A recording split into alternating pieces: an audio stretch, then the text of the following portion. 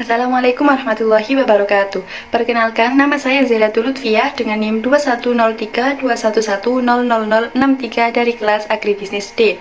Di sini saya akan menjelaskan tentang sifat biologi tanah dan biologi tanah. Yang pertama yaitu sifat biologi tanah. Sifat biologi tanah di sini ada dua. Yang pertama bahan organik tanah yaitu ada plant organic matter and others, microbes, lessing, solubilization of insoluble mineral, detoxification of toxic metals. Peranan bahan organik di dalam tanah ada tiga, yaitu yang pertama memperbaiki sifat-sifat fisika tanah, memperbaiki sifat-sifat kimia tanah, dan memperbaiki biologi tanah. Sifat biologi yang kedua yaitu mikrofauna dan makrofauna. Yang pertama yaitu mikrofauna tanah. Mikrofauna tanah ini yang pertama ada bakteri tanah yang terdiri dari spires atau coci yang beberapa membelah longitudinal membentuk streptococi. Yang kedua rods atau bacilli, yang ketiga spiral.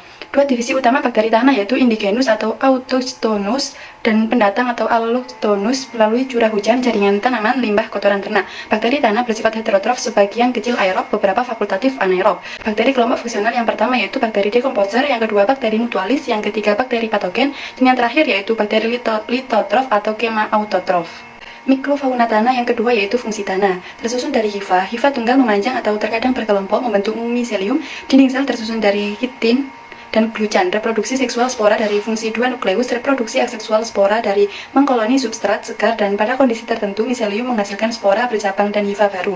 5 kelas fungsi yaitu Oomycetes, Zygomycetes, Ascomycetes, Deuteromycetes, dan Basidiomycetes. Yang ketiga yaitu Actinomycetes, yaitu merupakan bakteri yang mirip dengan jamur.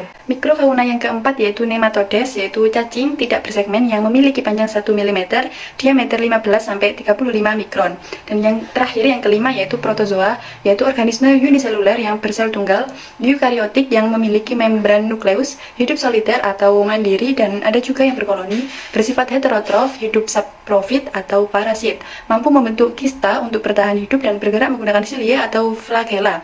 Reproduksi protozoa yaitu ada dua, aseksual dan seksual. Aseksual yaitu pembelahan mitosis dan spora, sedangkan seksual yaitu peleburan inti sel atau peleburan gamet sporozoa. Selanjutnya untuk makrofauna tanah, yang pertama yaitu cacing tanah. Peran cacing tanah yaitu mencerna bahan organik, memperbaiki struktur tanah, dan menyuburkan tanah karena kotorannya mempunyai kandungan hara tinggi. Yang kedua yaitu rayap. Peran rayap yaitu dekomposer selulosa kayu, penyedia makanan bagi organisme lain.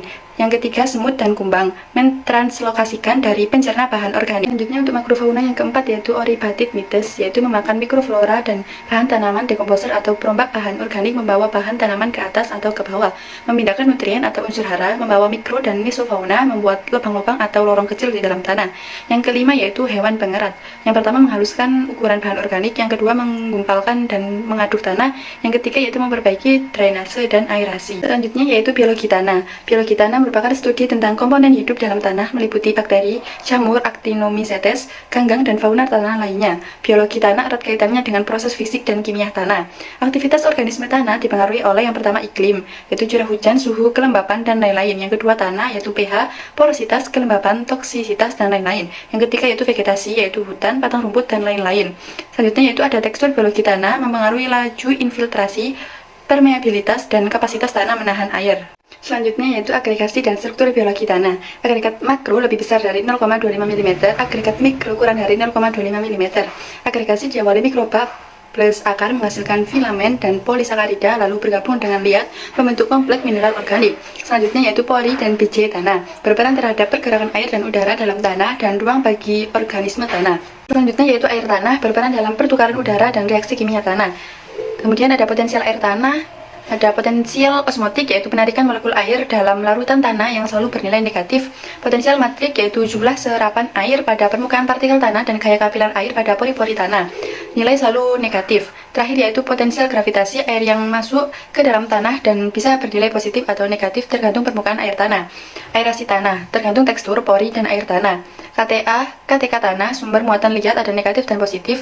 Negatif yaitu isomorphous substitution dan dissociation of exposed hydroxyl, dan yang positif yaitu Al, Fe oxide, dan octahedral group open, dan yang terakhir yaitu ada pH tanah.